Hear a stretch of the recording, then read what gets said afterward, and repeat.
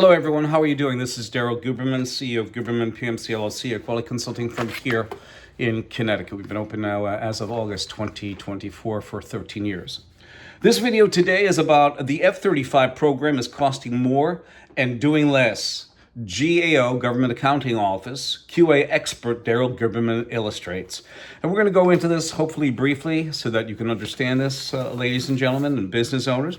This is, of course, about Lockheed Martin. We have a very special guest here. We have Mr. Jim Tassett, the CEO of Lockheed Martin.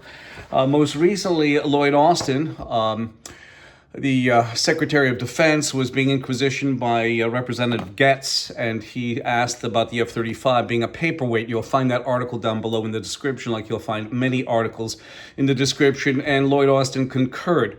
He also concurred that the F-35 is 29% at the ready, which means that's below. They usually go for, I think, 75% or better, and they're at 29% due to technical issues.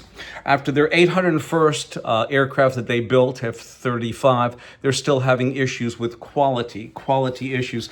And here they sit on ANSI ANAB's board. You'll see this. You have the American National Standards Institute, which is a private, not-for-profit, non-governmental corporation. It has federal agencies and corporations on board.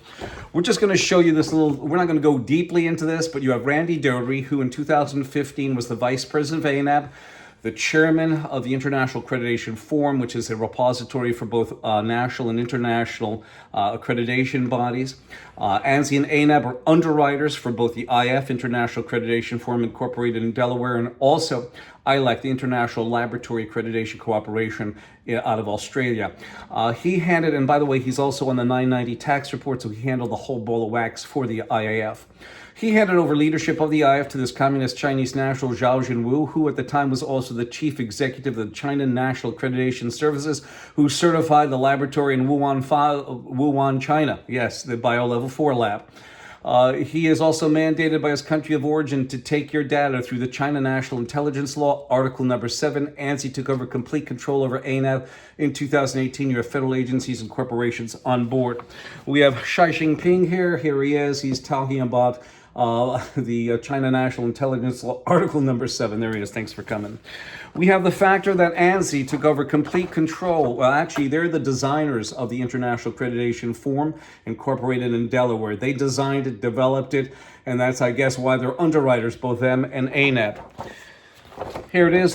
The IAF is a sister organization to ILAC.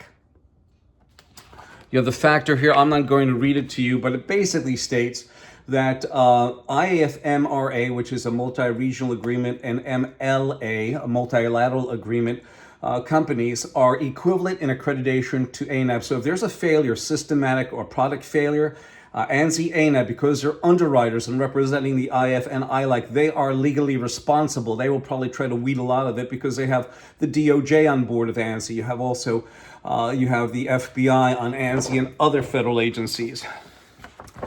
You have ANAB that sits on their board. Both, I told you that in 2018, ANSI, ANAB took over complete control over ANAB, the American National Crediting Board, American National Standards Institute. You also have them sitting, being watched over by Communist China between 2015 and 21. And remember, you have federal agencies on board. Many of them got hacked during Zhao Jinwu's term of service between 2015 and 21. Here's an actual solicitation from our government, our State Department, that shows you the actual government number. It also specifies ANSI, ANAB, and it must be IAF. So basically, the State Department invited Communist China in it. And here we go. You can actually read it over here. It says, ANSI, ANAB is an underwriter for the International Accreditation Forum. Yes, they're underwriters, so they take any systematic or product failure.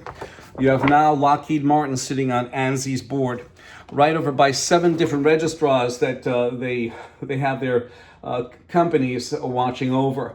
The different suppliers. Some of these registrars are part of their supplier workforce. So I guess there are recommendations going in from some of Lockheed's personnel. Who knows? But you have 7 different registrars that sit on ANSI ANAB's board. This is what happened in 2013, and here they are. They sit on ANSI ANAB's board, shoving it down their customers' throat, their suppliers, etc. The F-35 program did not sufficiently implement or flow down technical and quality management system requirements to prevent the fielding of non-conforming hardware and software.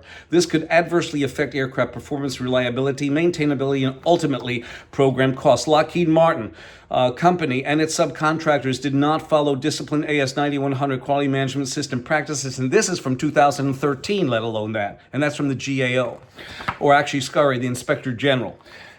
Let me just tell you a factor. In 2009, Lockheed Martin gets hacked by China, taking the F-35. In 2012, a division of United Technologies, Sikorsky Aircraft, gets hacked by China.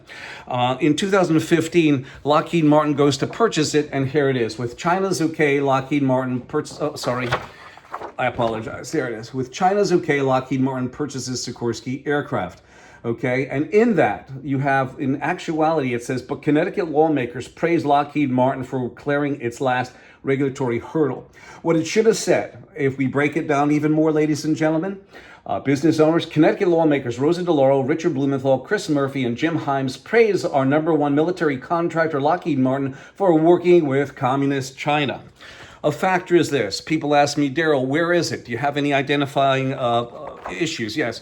Here are the two aircraft. You have the F-35 over here and the China copycat. You have the Black Hawk over here and you have the China copycat.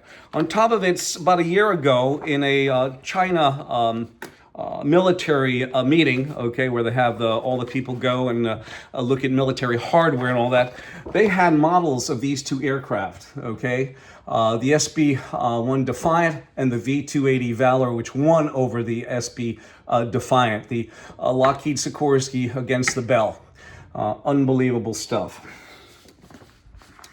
Sitting on the IAQG at the time was Jim Tassett, is Lockheed Martin sits on the IAQG, which is the International Aerospace Quality Group, and they sat on the IAF at that time, in between 2015 and 21. The IAQG sits on ANSI's board, and it runs a system of online aerospace supplier information systems. In 2003, it came out, ANSI ANAP, actually it was ANSI NAPRAP, but it's still ANSI ANAP. They came out with a Heads Up 22, which it states, in 4.1, it states, if you refuse, as an AS9100 certified company, that's for aerospace, if you refuse to be put on the OASIS database, which is the online aerospace supplier information systems, you get your cert taken away. And 4.3 says if you refuse to pay database fees, you get your cert taken away. This is a basic flow chart. I'm not going to go into it, but you can stop the video and look at this information. This is a flow chart for Lockheed. You have, of course, ANSI ANAB underwriters, IAF ILAC, and then you have the different variety of accreditation bodies and also registrars. This is only a sample of a flow chart for it, but this is the basically sequence of events up to including Lockheed Martin. You have the FAA. The FAA we know about because they gave Boeing regulatory authority back in 2009, which means they are the FAA. Boeing is the FAA, but regardless, Lockheed Martin sits by the FAA. You have the Department of Justice that sits by Lockheed Martin. You have the Department of Transportation. You have the Department of Defense, and the best one is this. IAF stands for It Always Fails, as we can see. You see how many discrepancies are throughout, and this issue is pervasive throughout medical, throughout aerospace, throughout automotive, electronics, etc. If it's got this banner on it, you got to scratch your head because it always fails. My telephone number is 203-556-1493 or Daryl, D-A-R-Y-L, T-Q-R-S @yahoo.com.